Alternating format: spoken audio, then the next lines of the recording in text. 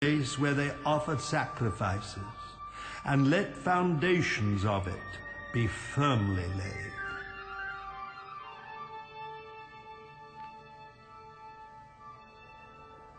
And so the first wave of exiles returned from Babylon to Jerusalem and rebuilt the temple.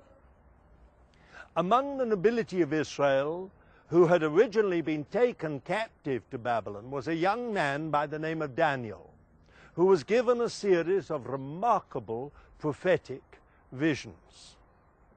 Although the Hebrew Bible, or Tanakh, places the book of Daniel in Ketuvim, or the writings, rather than Nevi'im, the prophets, Daniel's credentials as a prophet are vindicated by history.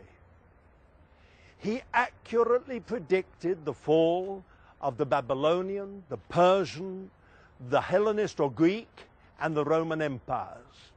He also predicted the destruction and desecration caused by Antiochus IV Epiphanes, who defiled the temple in the 2nd century before the Christian era. Altogether, over 100 prophecies given to Daniel were fulfilled in the most minute detail. However, many of his visions and prophecies were to be sealed up, he was told, until the time of the end. As he was praying for his nation at the end of the exile in Babylon, Daniel was given a unique and far-reaching prophecy by the angel Gabriel, which summarized the future of Jerusalem. This is contained in a few short verses of Scripture. This prophecy gave a definable time span which would pinpoint the coming of the Messiah to Jerusalem. 70 weeks are determined for your people and for your holy city, to finish the transgression, to make an end of sins, to make reconciliation for iniquity, to bring in everlasting righteousness, to seal up vision and prophecy, and to anoint the most holy. Know therefore and understand that from the going forth of the command to restore and build Jerusalem until Messiah the Prince, there shall be 7 weeks and 62 weeks. The street shall be built again, and the wall, even in troublesome times. And after the 62 weeks Messiah shall be cut off, but not for himself. And the people of the Prince who is to come shall destroy the city and the sanctuary. Then he shall confirm a covenant with many for 1 week. But in the middle of the week he shall bring an end to sacrifice and offering. And on the wing of abominations shall be one who makes desolate, even until the consummation which is determined is poured out on the desolator. It is possible to identify a number of specific events that were predicted to take place within the time frame of this prophecy, all of which are centered on Jerusalem. The first event to be prophesied was the rebuilding of Jerusalem. This was fulfilled when the 3rd wave of exiles returned from Babylon to rebuild the city and the walls. The second event prophesied was the death of the Messiah.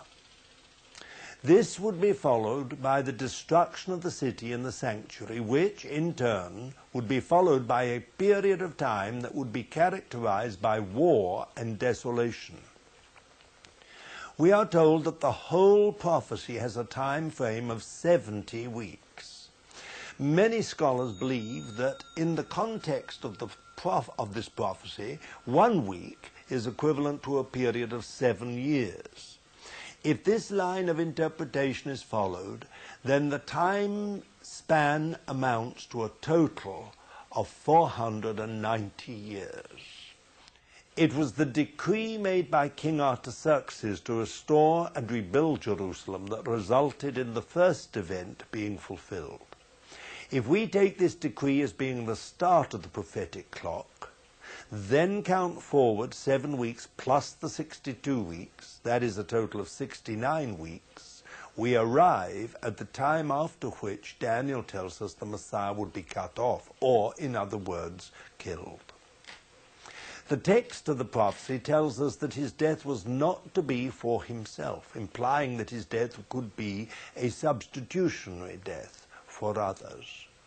69 weeks amounts to 483 years, which brings us to somewhere between the years 29 and 33 of the Christian era.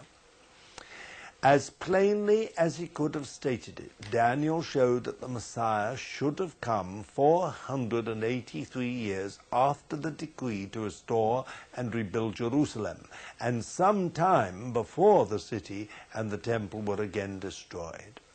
If Daniel was correct and his prophecy was fulfilled, then who was the Messiah of whom he spoke?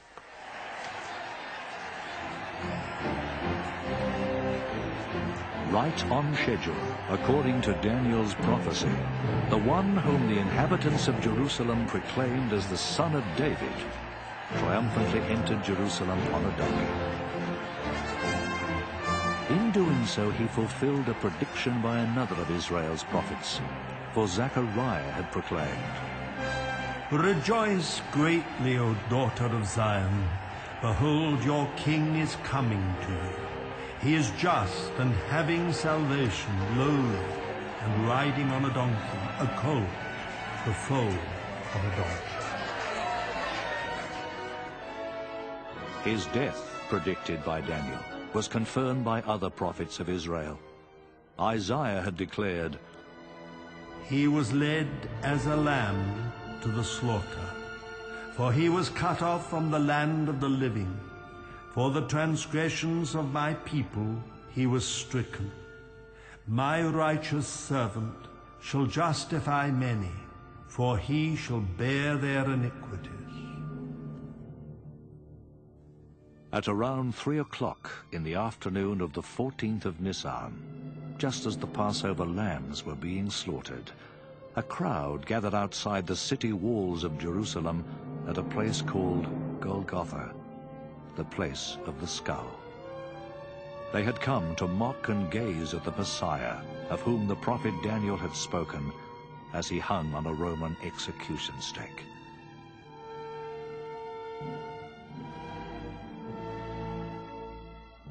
The details of his execution, his final words, and even the torment of his soul had been prophetically and graphically penned 1,000 years earlier by King David.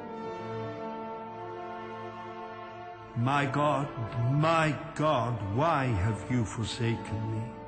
Why are you so far from helping me, and from the words of my groaning?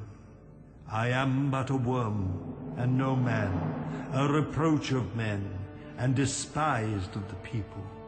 All those who see me laugh me to scorn, saying, "He trusted in the Lord. Let him rescue him. Let him deliver him." The assembly of the wicked has enclosed me. They pierced my hands and my feet. He was wounded for our transgressions. He was bruised for our iniquities.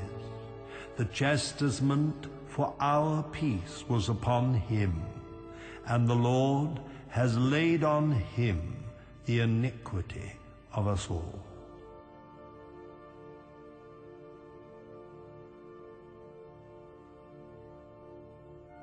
However, the Hebrew Scriptures also foretold that death would not hold him, as it is written, God will redeem my soul from the power of the grave.